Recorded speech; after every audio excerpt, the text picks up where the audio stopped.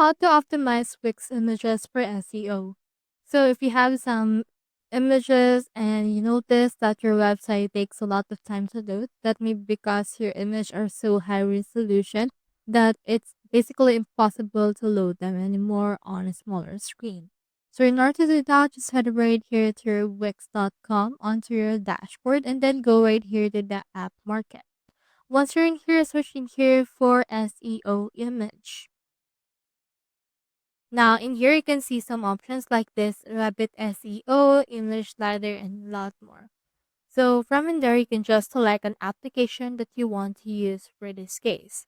So, on this one right here, I will choose something like, for example, this Rabbit SEO traffic booster. So, what we can do is we can click on this right here. And then from in there, this will load. And then once it's done loading, you can just head over and click on this add to site option in order to install it. So this will basically take care of everything for you, including your images, and it will drive more traffic to you.